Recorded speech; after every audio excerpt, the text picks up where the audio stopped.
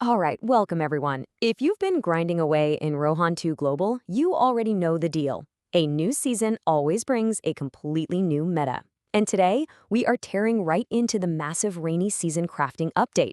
So let's dive into this because this explainer is going to show you exactly how to farm the new event materials, what you actually need to prioritize, and most importantly, what items are genuinely worth spending your hard-earned time to craft.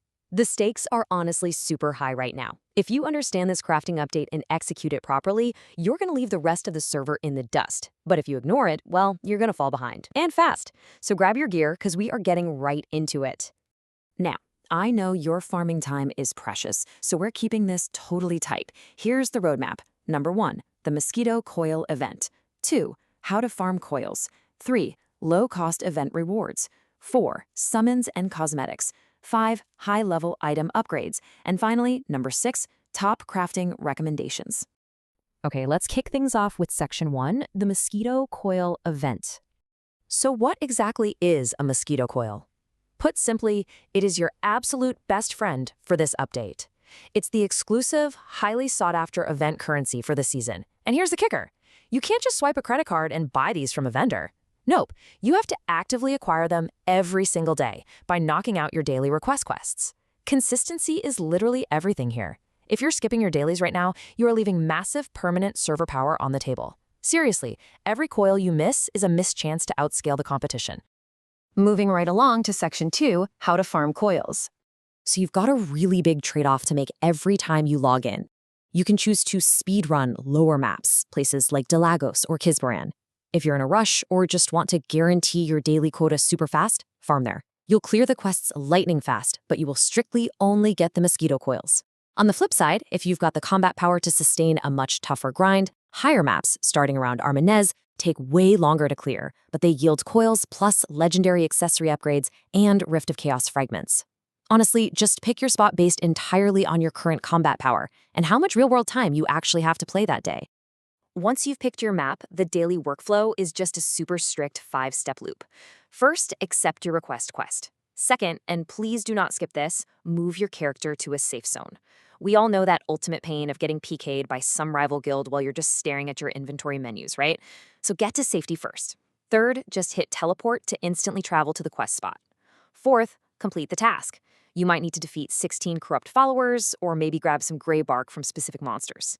And finally, step 5, claim your rewards. Every time you hit claim, you are scooping up XP, prawns, and those precious crafting materials. All right, now that your bags are filling up with coils, let's jump into Section 3, low-cost event rewards. Check this out. For the ultra-low price of just one single mosquito coil, you can claim an Emblem Enhancement Stone times 10 chest. Yeah, you heard that right. 10 upgrade stones for one single coil. That is a completely insane return on investment. If you want permanent stat boosts that will stick with your character way after this event ends, this is exactly where it begins. And why do these emblems matter? Well, they impact your gameplay in some massive ways. If you're a PvE player focusing on leveling up fast, you'll want to pump stones into your destruction or challenge emblems. That's going to boost your max HP, monster damage, and your overall XP acquisition. But say you're constantly getting steamrolled by assassins in PvP, then you'll want protection and domination emblems. Those give you monster defense, PvP resistance, and critical damage reduction to keep you alive during those massive guild fights. Or actually, if sustain is your main issue during long overnight grinds, the Blessing emblem upgrades your potion recovery rates. Guys, these aren't just temporary seasonal buffs. These are totally foundational to your entire class build. Okay, let's step up the price just a tiny bit. The number 2. Just 2 coils unlock something every competitive player absolutely needs, the scroll to move to a designated location, which we all just call a TP or teleport scroll. And the reason you need these is simple. Server DPS is incredibly fast right now. I mean, bosses are literally melting in seconds. We've all felt the absolute frustration of rushing to a field boss, riding your mount as fast as humanly possible, only to arrive 3 seconds late and watch the boss drop dead. You get 0 credit, 0 loot, and you completely wasted your time. Spending 2 coils to instantly teleport to your saved boss locations isn't just a luxury anymore. It's a mandatory tactic in Rohan 2. If you want that boss loot, you gotta have these scrolls. Next up, Section 4, Summons and Cosmetics. For 5 coils, things get really fun. You can grab a brilliant 10 times summon ticket. This works for costumes, mounts, or mystery pet eggs. It's essentially a massive 10 pull. And remember, filling out your collection of costumes and mounts gives you account-wide stat bonuses. That means every single pull that fills your collection is actually buffing your main character, plus every single alt you ever decide to roll on that server. But of course, it's a gacha system, so you're dealing with that classic, rigid RNG hierarchy. You start down at normal, push through advanced, rare, ancient, legendary, and mythical, all the way up to the ultimate prize, unique. Every time you drop 5 coils on a 10 pull, you are chasing that top-tier unique drop. May the RNG gods be with you, honestly, because we all know the utter pain of pulling nothing but advanced drops when you desperately needed just one unique to finish your collection. All right, moving into endgame territory with Section 5, high-level item upgrades. When you start stockpiling around 20 to 30 coils, you're entering the big leagues. At this tier, you're buying Ancient Skill Enhancement Stones to knock out that crucial first step of your skill upgrades. You can also grab superior and unique Emblem Enhancement Stones. You will absolutely need these to push your gear from level 1 to 69, all the way up to enhancing that formidable level 110 gear. The power spike at 110 is just massive, but it demands these exact stones to actually activate.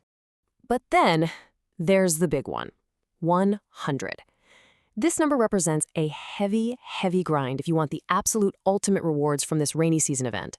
So what does a massive stack of 100 coils actually buy you?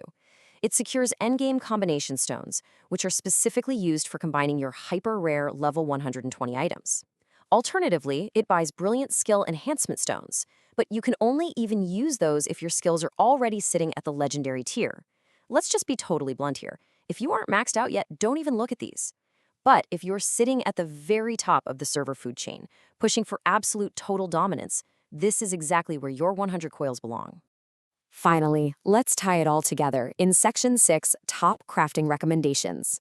Unless you're a hyper whale at the absolute endgame pushing level 120, do not get distracted by the shiny, expensive toys. Your absolute top priority in the crafting menu should be stockpiling those cheap Emblem Enhancement Stones to lock in permanent passive stat boosts. Right alongside that, buy a healthy stack of teleport scrolls. It really just boils down to this. Passive stats are what win PvP fights, and TP scrolls make sure you actually get to the boss fight on time to snag the loot. It's really that simple. Ultimately, this event heavily rewards discipline over luck. So, what's your play? Are you going to waste your coils chasing shiny gacha summons and hoping for a miracle? Or are you going to stack your passive stats, grab your TP scrolls, and actually show up in time to claim that boss loot? The choice is completely yours. Go log in, knock out those request quests, and start building that server-dominating lead. Happy grinding, and I'll see you in Rohan 2.